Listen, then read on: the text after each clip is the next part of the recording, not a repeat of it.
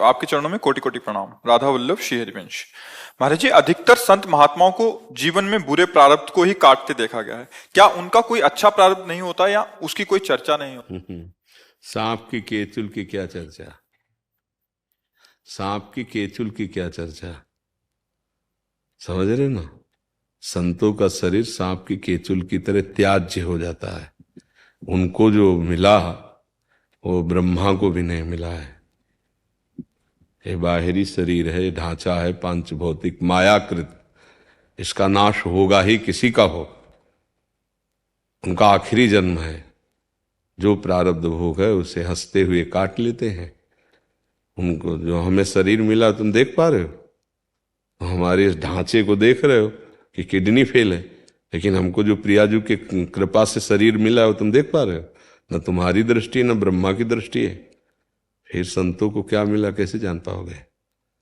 इसलिए इस देह का तब तक महत्व है जब तक परमात्मा प्राप्ति नहीं हो जाती, आत्मबोध या भाव देह की प्राप्ति, तब तक इसका महत्व है। अब अगर इससे अपनी बात बन जाती है, भगवत भजन हो जाता है, भगवत प्राप्ति हो जाती है, आत्मस्वरूप का बोध हो जाता है, या भाव देह की प्राप्ति हो जाती है, ये आज छूट जाए या कल छूट जाए, ये तो नाशवान है। अब इसी शरीर से अनेकों प्रकार के पाप कर्म और पुण्य कर्म हुए हैं पूर्व में। अब जीव का इस शरीरों से संबंध का नाश हो रहा है, अब उन शरीरों को भोगवा दिया जा रहा है, कोई परेशानी नहीं। ऐसा थोड़ी कि केवल संत ही भोग भोगते हो और दूसरे को कष्ट नहीं मिलता, ऐसा नहीं। पर संतों का आखिरी जन्म होता है जो, तो इसलिए आपको विशेष दिखाई देता है, फटाफट फटाफट ये कष्ट पे कष्ट, कष्ट पे कष्ट, पर वो कष्ट नहीं होता है। कुश्ती लड़ने वाले दोनों पहलवान जब लड़ते हैं तो देखने वाले को लग रहा है बड़ी जोर का थप्पड़ मारा, बड़ी जोर का पछाड़ मारी, उसको उत्साह बढ़ रहा है। नहीं, अगर नीचे गिरा तो घुटने टेक करके पुनः उठता है और पछाड़ मारता है, लेकिन देखने वाले को भय लग रहा है, देखने वाले को ऐसा लग रहा है थप्पड़ लग रहा है, ये लग रहा है। ऐसे ही तुम्हें देखने वाले हो तो तुम्हें लग रहा है शरीर में किडनी फेल है, ये परेशानी वो परेशानी। परेशानी होने पर तुमसे संभाषण करेंगे, भागवती को उत्तर देंगे। भगवान प्रारब्ध भी भोगवा रहे हैं और कृपा भी कर रहे हैं। रामकृष्ण परमहंस जी के गले में कैंसर था, डॉक्टरों ने कहा कि आप संभाषण नहीं करेंगे, सत्संग नहीं करेंगे, अपनी डॉक्टरी अपने पास रखो, हमारी श्वास जब तक है तब तक हम सत्संग करेंगे। सत्संग, हमारा जीवन कोई प्राकृतिक विधान से थोड़ी चल रहा है, अब भागवतिक विधान से चल रहा है। हाँ, प्रकृति के नेत्रों से देखोगे तो प्राकृतिक है, भागवतिक नेत्रों से देखोगे तो भागवतिक है। संतों को कष्ट शब्द से संबंध नहीं होता।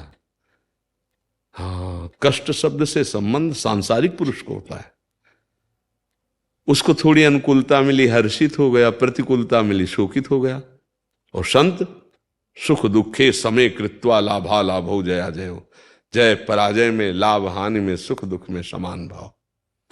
कोई प्रभाव न सुख का, न दुख का, न लाभ का, न हानि का। हाँ, अब सर्दी है तो शरीर में सर्दी लग रही है, पर उसकी व्यथा नहीं है। व्यथा होना और सर्दी लगना दोनों अलग अलग बात है।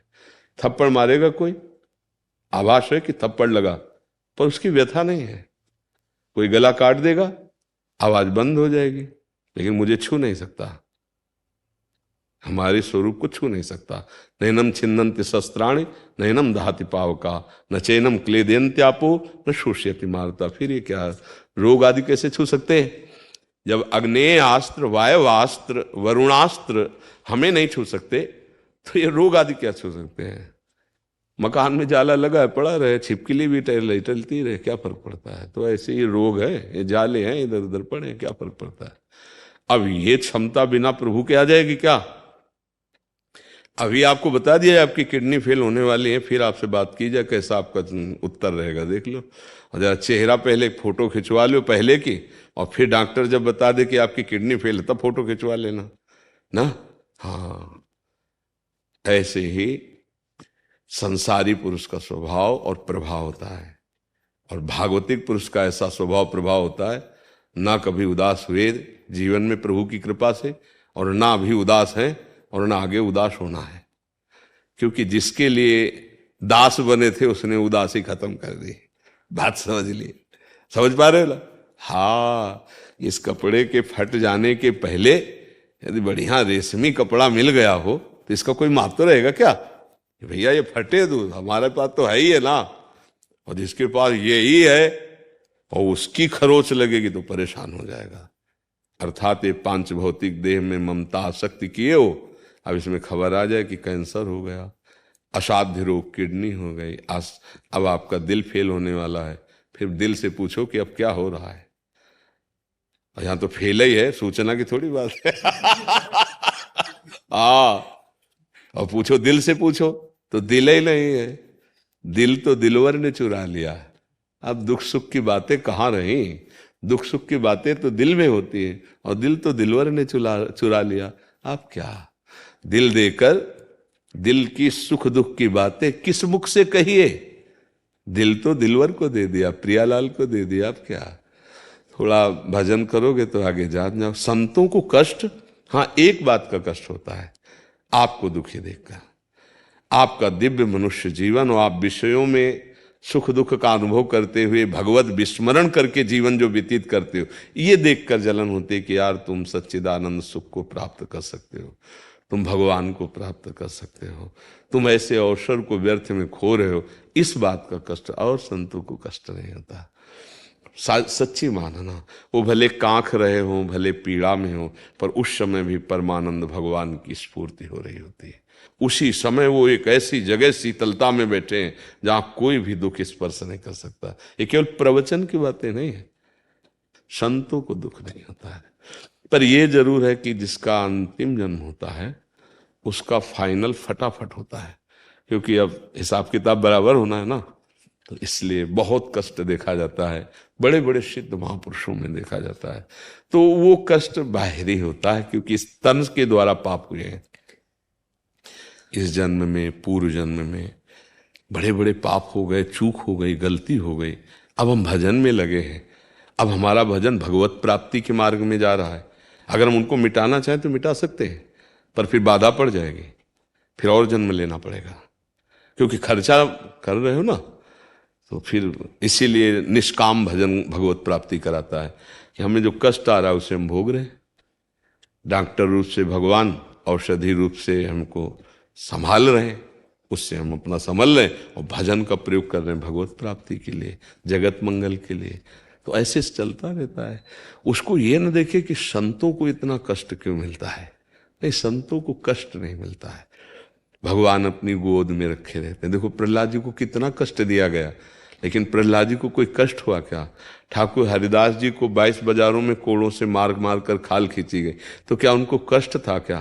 नहीं, सारे कोड़े भगवान श्री हरि के अंग पर पड़ रहे थे। वो अपने भक्तों की महिमा प्रकाशित करते, उनकी लीला है। बकाया कष्ट शब्द से संबंध भक्तों का नहीं होता, भक्तों का तो आनंद से संबंध होता है। और मन जब इतने से समझ लो, आपकी एक औषधि का लेप या औषधि का इंजेक्शन लग जाने से उस अंग को काटा जाए तो कष्ट नहीं होता, क्योंकि मन वहां तक नहीं पहुंच पाता। तो इंद्रिय में मन का संयोग हटा दिया जाता है, उसे जैसे शून्य कहते हैं ना, उस जगह से मन चेतना शून्य हो जाता है, क्योंकि वो इंद्रिय के सारे ही चेतना करता है और त्वगेंद्रिय को वहां से शून्य कर दिया गया। तो अब मन त्वगेंद्रिय के स्पर्श से वहां अनुभव नहीं कर पा रहा, तो आप काट दो, कोई परेशानी नहीं है। तो क्या एक औषधि में जितनी पावर है, क्या साधना में पावर नहीं है? कि भगवान के भजन से मन ऐसी स्थिति में पहुंच गया कि भारी से भारी कष्ट में भी वो आनंदित है। खुली आंख ऑपरेशन हो रहा है अंग का और वो देख रहा है, उसको कष्ट नहीं हो रहा। ज्ञान है कि कुछ कट रहा है, कुछ ऐसा हो रहा है, पर उसको कष्ट नहीं हो रहा, क्योंकि त्वगेंद्रिय से मन को शून्य कर दिया गया, संबंध रहित कर दिया गया।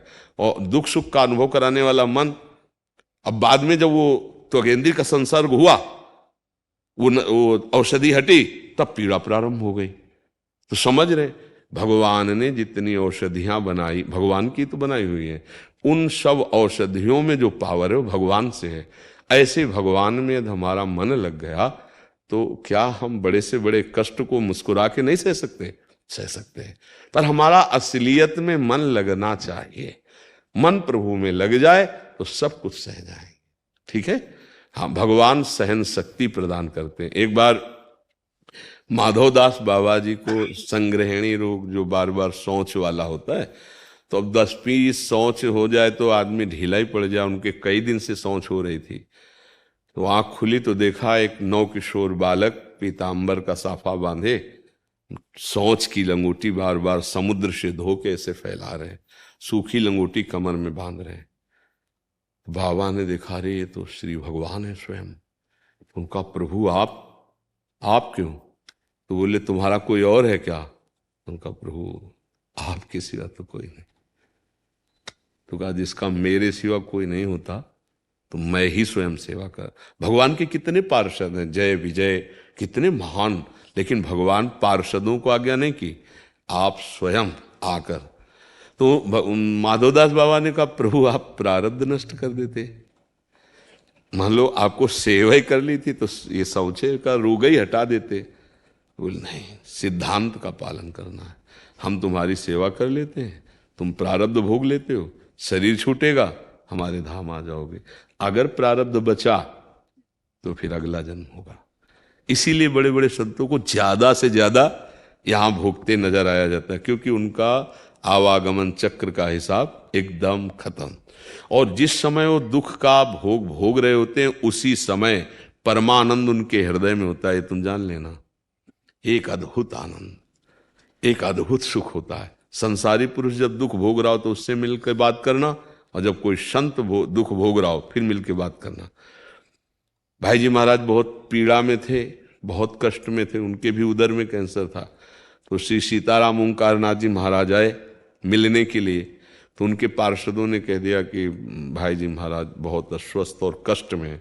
तो उनका कोई बात नहीं है। बहुत बड़े संत थे सीताराम ओंकारनाथ, नाम प्रेमी। भाई जी के पास सूचना पर भाई जी उठ के आ गए तुरंत, और बैठ करके घंटों चर्चा हो, घंटों ऐसे जैसे स्वस्थ पुरुष। और जो उनको विदा किया, फिर वैसे बीमार स्थिति। फिर इसका मतलब बीमार नहीं थे वो, शरीर पीड़ा युक्त है, वो बीमार युक्त नहीं थे। खूब आनंद पूर्वक भगवत चर्चा हुई। तो ऐसे ये भागवतिक है। अच्छा, अवश्य में भोक्तव्यम कृतम कर्म शुभाशुभम। शुभ इसीलिए कहा जाता है सावधान कोई पाप कर्म ना बने, नहीं तो भोगना पड़ता है ना। कर्मों का हिसाब बहुत विचित्र होता है। बड़े बड़े महापुरुषों को भोगना पड़ा। दशरथ जी पिता थे ना, शब्द वेदी बाण मारा ना, साफ हुआ ना, जैसे मैं पुत्र भी हूं हुआ ना। इसलिए भाई, और यहां तक कि भगवान ने भी स्वीकार किया। भगवान ने सुग्रीव जी को मित्र बनाकर छुप कर बाली जी का, तो कृष्णावतार में वही व्याध उनके चरणों में बाण मारता है, और उसी को निमित्त बना के भगवान परम धाम जाते हैं। मतलब कर्म इतने प्रबल भगवान ने बताए, वो ही मिटार दे तो मिटार दे, और मिटारते हैं। अनंत जन्मों के हैं, अगर हम करोड़ बार जन्म लें और सब अपने कर्म भोगे तो नहीं निपट सकते। ये तो उनकी कृपा है कि ऐसे जरा जरा बिंदु बिंदु दे के भगवा करके और सब साफ कर दिया। अब चलो हमारे धाम, हमारे समीप खेलो, हमारे घर में रहो चल करके।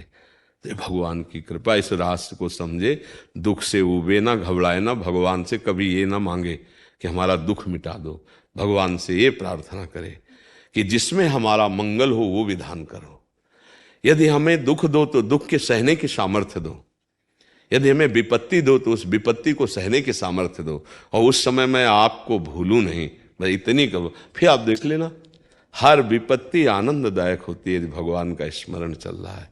पर अगर पाप कर्म होंगे तो ये बात ही नहीं समझ में आएगी। पाप कर्म से मन मलिन हो जाता है, मन घबराता रहता है, कल्पनात्मक भय, नाना प्रकार की चिंता, आगामी भय, पीछे किए हुए जो कर्म हैं वो अपने को बहुत त्रास देते रहते हैं। जब हम भजन करते हैं तो आगामी भावना दिव्य आनंदमयी, वर्तमान आनंदमय, तो हमारा जीवन सुखमय हो। इसीलिए सबसे प्रार्थना करते हैं कि भाव बने न बने, समझ में आवे ना आवे, राधा राधा राधा राधा, ये तुम्हारा मंगल कर देगा। नाम जो है, नाम जपत मंगल दिशि दशहु, दशों दिशाओं में कहीं भी, देश विदेश कहीं भी हो, राधा राधा राधा राधा राधा, तो प्रभु कृपा करेंगे, तुम्हारा मंगल हो जाएगा। समझ पा रहे हैं?